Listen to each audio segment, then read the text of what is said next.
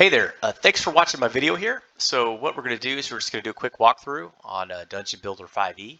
So I started a brand new campaign. I loaded Dungeon Master's Guide and the D&D Monster Manual. And then I went and loaded Dungeon Builder 5e. So without further ado, we'll click on that and there is this handy reference manual here. So there's how you could use this module. So I will point out that a lot of the player aids are provided by the Forge Studios. I'm on their Patron, I'm in their Room Master tier, and I also communicated directly with them, and so I received permission to use some of their images. They have really cool stuff. And then my daughter did the dragon on the front cover. She did it out of her head, so I was pretty impressed with her. So first off, there's Chapter 1, Dungeon Basics. We can get to the rest of this, but this is where the meat and potatoes are. So I put some fine words in here that I wrote, so you should read them. A few quick notes just on some tricks, but really it's this 4-step process here.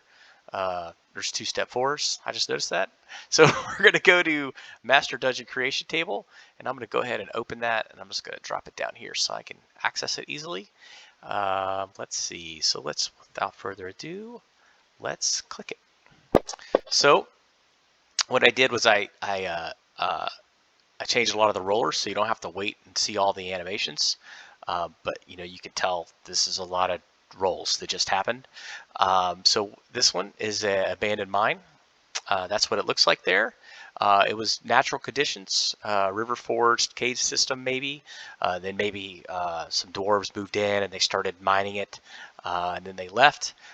This one says it's actually underneath a waterfall, so you could actually hide the mine underneath this waterfall here. So maybe the adventurers kind of walk behind the waterfall and they find this abandoned mine. So just options for you. It says the location it went into the Underdark. So maybe the dwarves dug a little too deep. And so here's another option, player aid. These are just options for you to use. I kind of like the abandoned mine that maybe went behind a waterfall and was in the waterfall Underdark. It tells me right here, because of the location, you'd roll the Subterranean monster table, just to let you know that that's there when we get to the monster tables. So this dungeon is 1 level, 40 by 83 entrance number 3. It is known. There's a door. It says 4 years old. This is random, so some of this stuff may not make sense to where you're going, but it's just stuff to let you know. We could assign any number we want to that. So I'm going to assign 500 years old, just because. The entrance is not a secret door. It is not one way, meaning you can go in and out. It's not trapped, and there is no treasure. So before we roll the monster table, let's make an image here. So what we're going to do is we're just going to, if we click on an image here, we can use this image. It won't save, and there's no line of sight on this image. So what we do is and this is all done on purpose, because I want you to, if you make a dungeon, I want it to save, because those images are all read-only. We're going to go to Assets, and there's step-by-step directions in the reference manual how to do this, including the multiple step 4s, which will be addressed. I'm going to fire the person that did that. Let's see. So we're going to click on Dungeon Builder 5e, right? Now, there's lots of entrances in here. This says 3. I'm just going to go with 3. So there's 3. I'm just going to drag it. Okay. We'll zoom out a little bit. Look, I put some rubble in there. So some of these have some basic, you walk in, there's some cobwebs. If you have your own asset packs, which I do, inside Fantasy Grounds, you could just drag and drop assets to it. Now, I don't own those asset packs, so they're not included in this. That's someone else's intellectual property. But if you go Venatus Maps on Patron, it's got lots of great assets. I like to use his, and but there's all kinds of assets you can use, and just populate your rooms if you want to add more to it. Just to show you, boom, line of sight. Okay, so what we're going to do is we're just going to take this, and I'm going to drop this pin here, because I'm not running this today. I'm going to run it sometime in the future. But I am going to roll my monster tables. So I have lots of monster tables here. I'm going to click on the Subterranean monster table. All right, so these are broken up into common, uncommon, and rare. They kind of get progressively harder, although Subterranean, it's not Probably the table's not as big as a lot of other ones. Let's see what we get. So, oh, we're rolling some stuff here. Oh, it's a human. So we're getting an NPC. So there's an NPC, a classless NPC that has some levels. So whatever that means. And he's with a party. So there's going to be 2 to 4 NPCs here, 2d4, and they're going to be human. Right, and so there's actually this NPC record here. So, you know, I don't want to use that. So, you know, I don't have to use that. So, but maybe I could later. I don't know. But I'm just going to roll it again. Let's see what we get this time. There's a giant rat.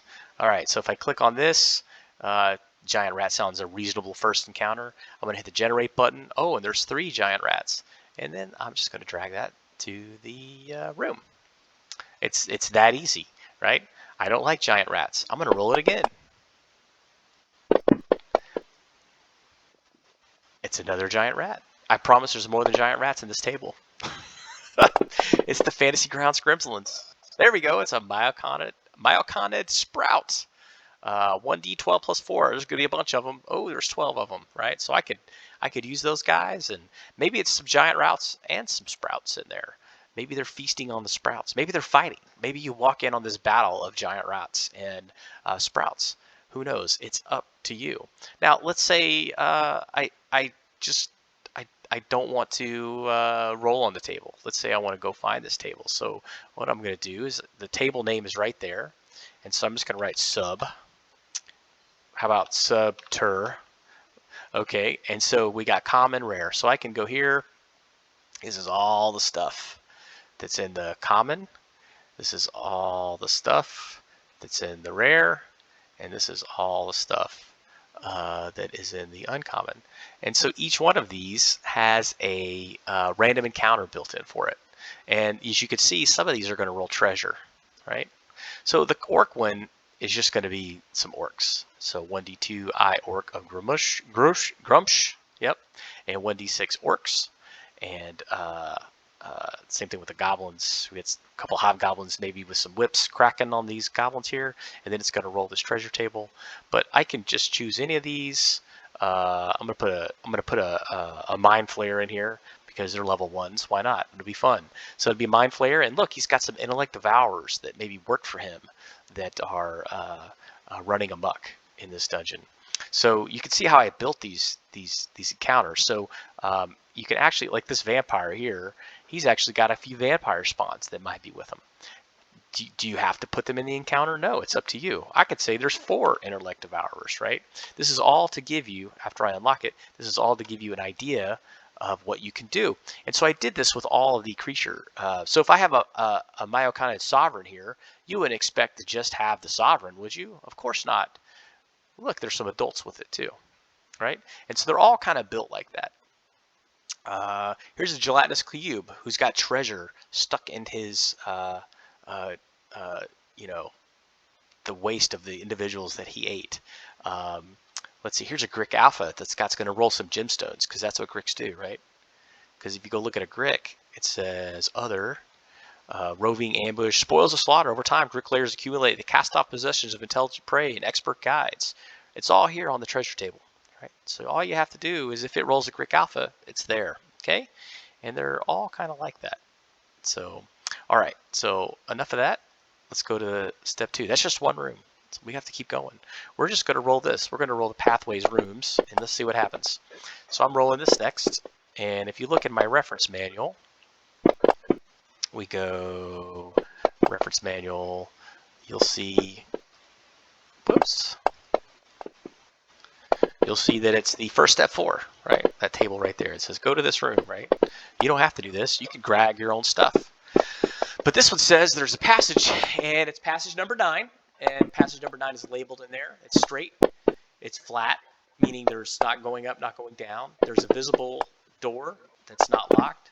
It's not a secret door. It's not one way. It is trapped. The trap is accessible and visible, meaning you can see it. You can see the trap there just if you do a cursory look, and it's accessible to disable.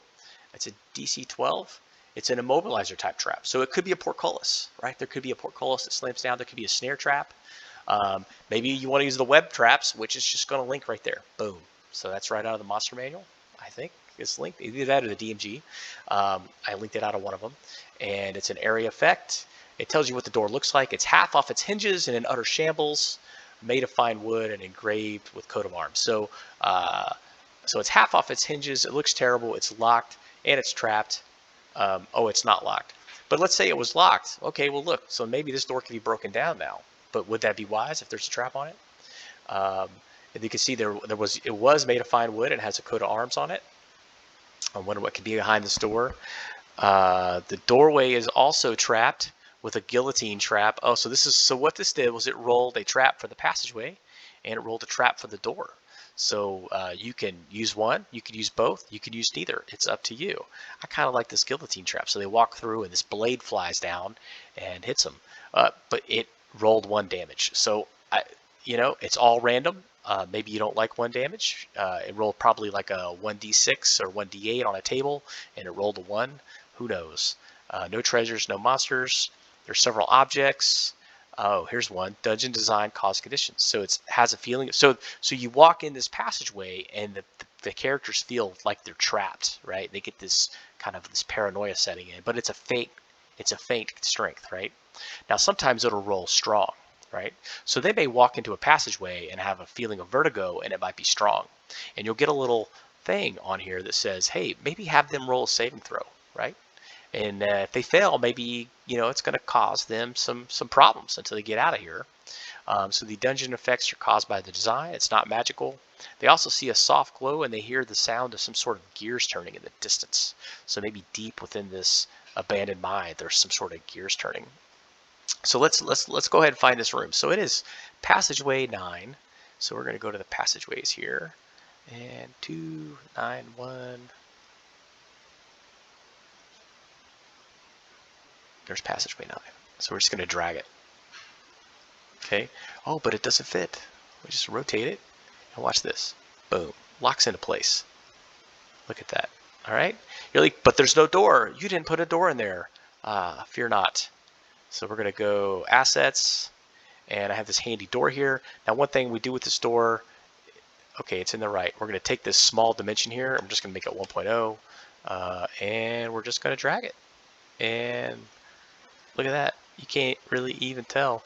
And there's a line of sight there, right? But how do you know that this line of sight works? Let's look it up here. Let's go to tokens. Let's just find a random token. There we go. Oh, it's a 1, because no one really cares what token I'm using. We're going to go here. We're going to enable line of sight, and I'm going to put this on here. Look, the door. It's there. I'm going to open it, and the line of sight works. And I can go in this room. Okay, but let's see. I'm going to put the web trap there. This is my passageway, and there you have it. So let's see. Did I put the monster encounter? I did. I put the monster encounters on there. So that's basically how you could use Dungeon Builder. So I even included a door. So here's one thing I'll show you real quick. There is a stair asset.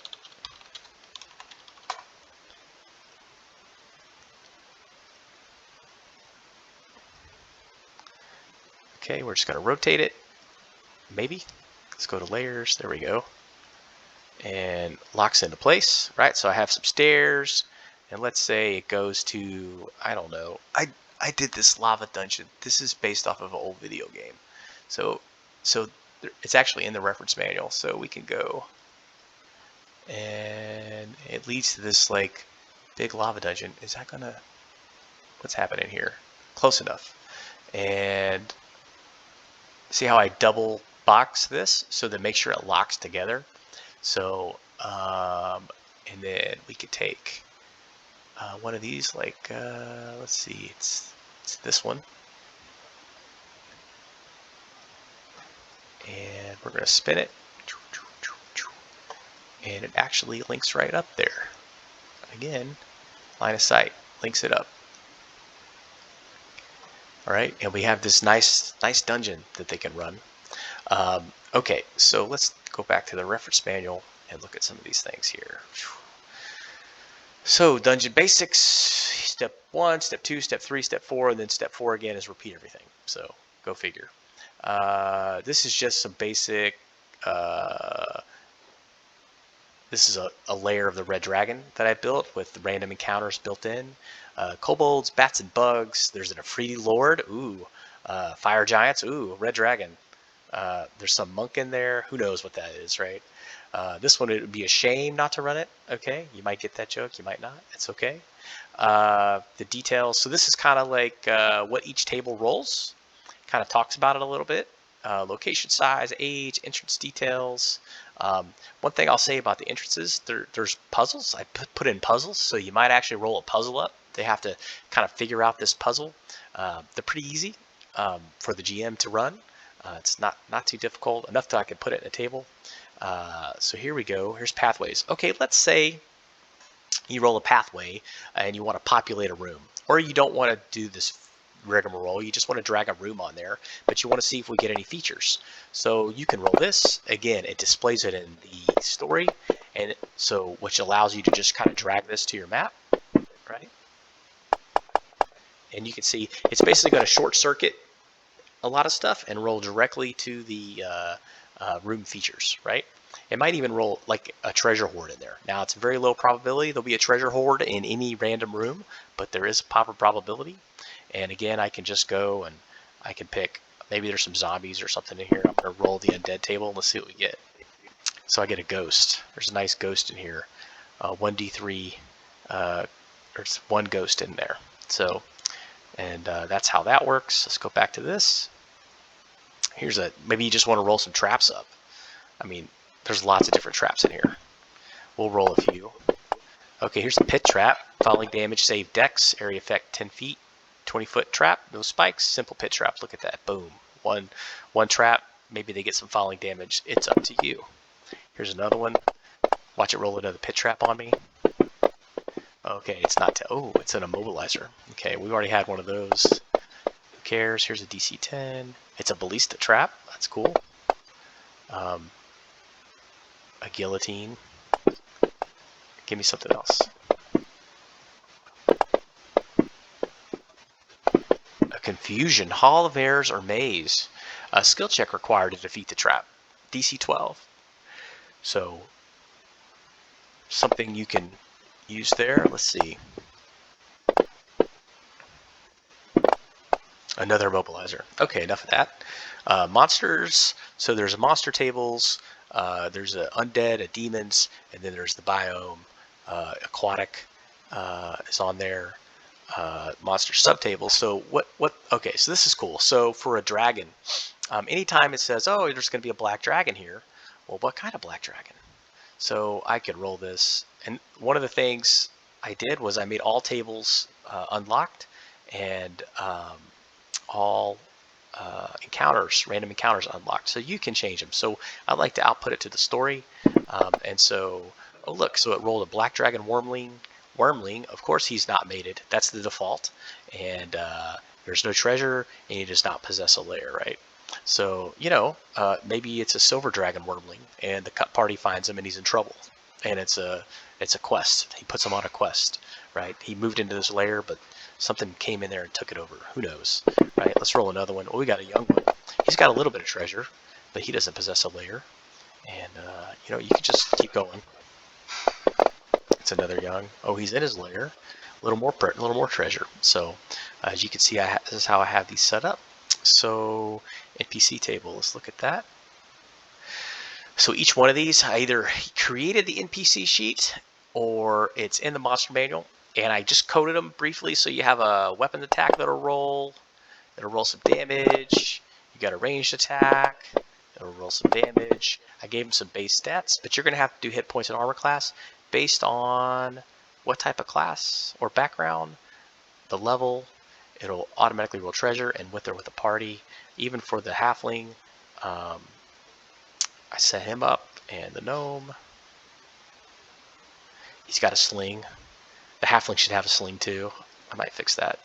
Okay, so dungeon type, environmental features. So we're going to go to this. So here's some content. Let's say you just want to roll the content table. So tons of content. We have there could be liquids, there could be temperature issues, it could contain artwork or debris, it could contain several objects, it could have sound, smells, and there could be lighting. And we can just roll this And I did rework this. Okay, this one's nothing, right? It's random, so sometimes you get nothing. It contains litter debris. Now, this is all embedded in the pathway table, and there's a chance that it'll roll this table multiple times. So it can roll this table up to 4 times. And the way I set the tables up, if it's going to roll it 3 times or less, you're not going to get any duplicates. So you'll never have 2 different smells, you'll never have 2 different sounds, 2 different lightings. But if it rolls it 4 times, you might get a smell and another smell, or maybe 2 different sounds are being made. So it's possible. But this will help you fill out your rooms and your passageways. And then we can go to room types. Here's another one. So these are just some of the examples you'll have. Don't click on this image. It might disturb you. It's the torture room image. And then here's some entrance tiles. I'll talk about rooms a little bit. Let's go look at the rooms table. Just to look at all the rooms and chambers. Room type. Room type. So these are all the different rooms and chambers you can have. So you can have a torture room, and it can be, I think there's 30 some odd, 42, right? It could be a laboratory, the type of laboratory. It could be alchemical, and these are the types of things it could do. It could contain vials with this. It could have potions in it. Let's see. It could be a magical, monstrous experiments, technological, or an amalgam. So it's going to pick 2. All right. And we could have a treasure room.